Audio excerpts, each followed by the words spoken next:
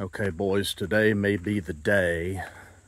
Slowly tuning into this sweet spot on this ski, and I think I'm pretty close. So if you saw my last video, I did some crazy modification. Well, not too crazy, but on the carburetor, I made some adjustments to get the pop-off pressure to 25 psi. It was opening up way too soon at like 19 psi, and I think that was contributing to a lot of rich conditions on the bottom end, which was evident from the looking at the spark plugs and a lot of other things that I've talked about in my other videos. So I've got 77.5 low speed or idle jets in this. I went from an 80 down to 77.5. Didn't quite go all the way to 75, which is what is stock on the later model ones. Not this year, because the Gray Ghost is kind of strange, but on like 98 and 99, it was a 75 with the speed screws, low speed screws out 1.5. So what I did,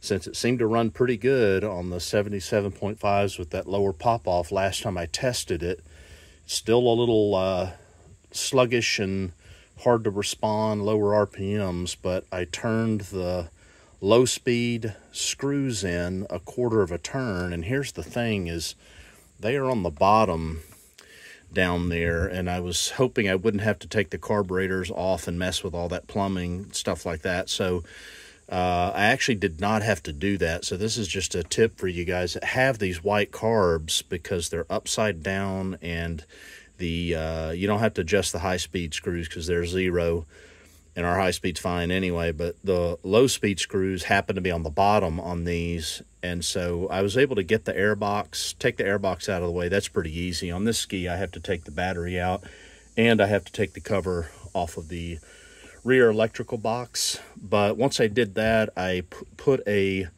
lamp. Where is it? I put a little headlight down in here, underneath that, shining up, and a small hand mirror, and also had to clamp down the throttle because the cams on the carburetor, they obscure your view to get to, block your view actually to get to even see those speed screws. So opened that, locked it, wide open throttle where I could put my eyes on it. You do have to see them.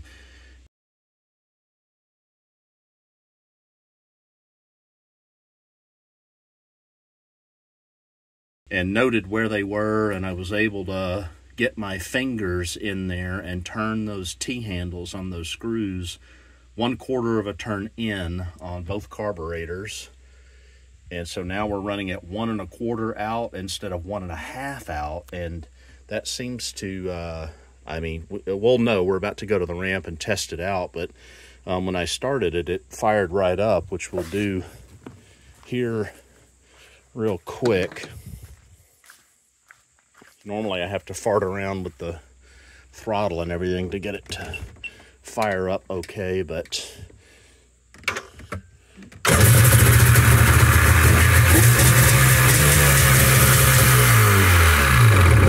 well, you can see it sparked right up instantly, and it feels a little more responsive. So not going to get my hopes up, but hoping that this little minor adjustment will make a big difference without getting too close to the lean side.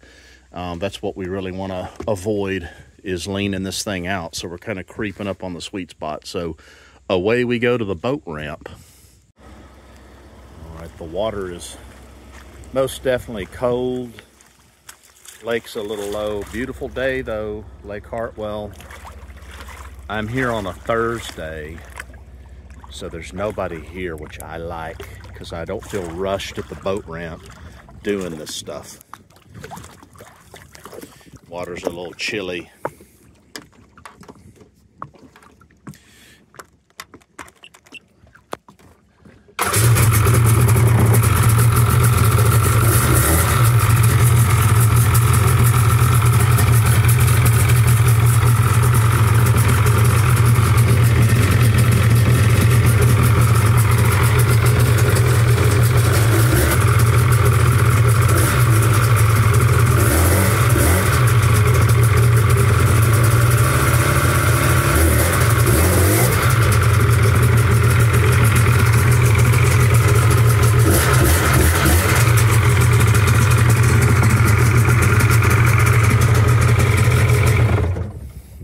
right, well, I think it's a little bit better. You know, you can kind of feel it tries to bog sitting still like that, but you know, we thought that last time, and I took it out and actually rode it, and it ran pretty good. So let's get the old life jacket on and give her a shot.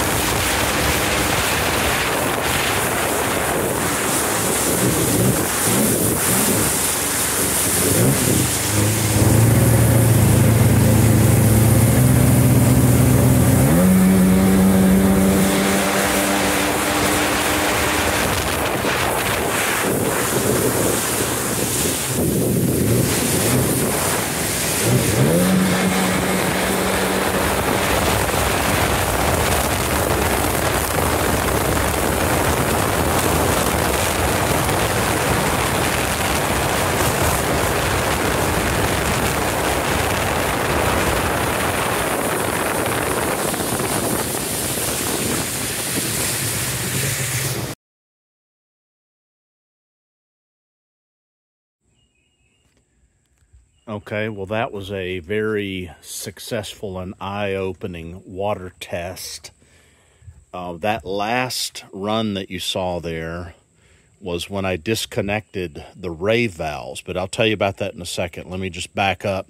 The changes that we made for bringing that 1.25 inch low speed speed screw setting did make a difference. So it immediately ran a little bit better, but it still didn't solve like all of the bottom end issues. And so I pulled the plugs out to look at them after running it. Runs really good wide open throttle, no complaints there. So here's what the plugs look like after running it pretty hard wide open throttle for good 10-15 minutes. This is what they look like.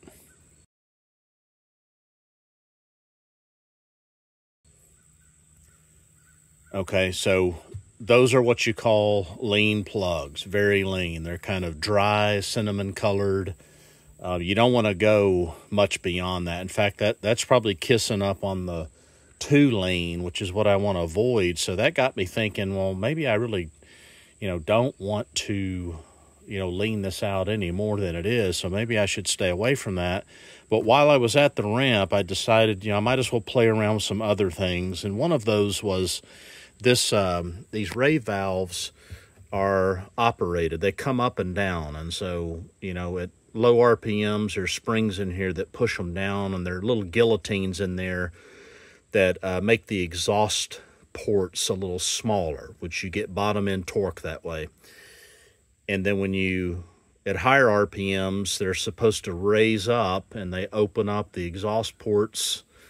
It's actually, it's not really the ports, but it's essentially the ports. It's inside this head here, but it basically opens it up a little bit more, makes the exhaust bigger where it flows through this big old giant pipe, and you get more top end that way. And we know that that's working because we would never get to 6,700 RPMs if those RAVE valves were not opening up. That's guaranteed. So what I had done is those things are on this ski are operated by this solenoid here, and it has a hose. Here it is here, that goes all the way down to the bottom of the engine and picks up crank pressure. And normally it goes out this hose to the back of the ski, doesn't go to the RAVE valves, but something, I think it's the throttle position switch that's on the cable, or maybe it's something in the MPM, signals this solenoid to activate. And when it does, out of this fitting here, this sends pressure here to this thing, which goes to both of these RAVE valves. There's little balloon bellows in there. Once they expand, they pull up on those guillotines, and that's how it works. So I was suspicious about this thing causing trouble here, so to eliminate it, I basically pulled this off like this, and I hooked it directly to here. And I did that a long time ago to try to eliminate variables, and I just left it that way, knowing that I was going to come back and look at it later because I had bigger fish to fry. But as you know, we've already fried those big fish. So that's in the rear view mirror. So now we're down to little things like this. So I just thought, well, let me just see what happens so I can tell if there's a big difference in these RAVE valves working or not. And so I disconnected it at the ramp from here. And I wish I would have had a piece of hose where I could connect it to the solenoid. But all I could do was just take it out of the equation. And so I just connected this back onto that thing just to get it out of the way and plug it off with something. And lo and behold, what a huge difference that made lower end. I mean, it was responsive. It would pretty much jump out of the hole, come right out of the water. Real happy with it. Just really ran great and strong. Day and night difference. Probably the biggest change that I've noticed all along. And so that got me thinking, well, maybe the RAVE valves have been the problem all along. Maybe they've been opening too soon because they're kind of unregulated here with that thing. The later models, the pressure actually comes from inside the engine. There's little channels that come up through here. And you can drill these things out, you know, where they do that. I actually tried that and I messed one of them up, but we won't talk about that. But I think so what I'm saying is that we have top end speed is great. And now we figured out how to make our bottom end great. And so now the trick is going to be getting both of these things to work together at the same time. And I think what I'm going to do is, you notice these little things here on top of that. That's what controls the spring pressure. And I think on these skis, I have to look, I think these go all the way down, and the 787s, they come up flush. So these may be down as far as they go, which means this is the most pressure that's being put on the spring. And so there's nothing I can do there if I'm running a direct, you know, pulse pressure like this. So I think I'm going to have to connect it back up to this solenoid and just test that solenoid and see if it's actually working or not. I may do some testing on that today. But if I can get that thing working where it doesn't actually kick in and allow pressure to this until whatever it is, say 5,000 RPMs or something like that, it's usually about the spot where those happen, then we'll have the best of both worlds, which is how these RAVE valves are supposed to work. You got strong bottom end, then they open up and you got strong top end. So all in all, guys, this is fantastic news. It runs really good. I'm super happy with it every time I put it in the water. So I am going to make that modification, but I think we're pretty much coming down the home stretch on this one. It is a very fun ski to ride, and honestly, it runs so good without the RAVE valves. I meant to mention this. It does only get up to 6,000 RPMs. You could see that in that last video run there. I had it pegged wide open and probably looked to you like I was going pretty fast, and it was. But it was only 6,000 RPMs. It wouldn't go past that, and that's because these things are not opening up. But, you know, for us to ride in the summer and for my family to ride and things like that, you know, you might not want to get it above that. So that might be a daddy option. I was thinking about this. I might actually put some kind of a little valve on this thing where I can turn it on for daddy mode, Batman mode, just for me, and then I turn it off for everybody else so that they don't get up into those dangerous high RPMs. But so yeah, guys, I think we're pretty much done with the engine, and this is just going to be a lot of little minor tuning, but this is all working out great. Super stoked that there wasn't anything crazy wrong with the engine, like the counterbalance shaft being in backwards, what people told me, and all these crazy things. So I just kept plugging away at it until I finally figured it out, and we're there. We are there. So thanks for watching, guys. I appreciate you following this. I hope this helps. I know a lot of you are actually building these same skis, and you've told me that you actually got a ski because you saw these videos. So I know I left you hanging there for a little bit because I had some other things I got sidetracked with, but I got it back on target. So we're back in good shape. Leave comments, ask me any questions, and we'll catch you on the next one. Thanks, guys.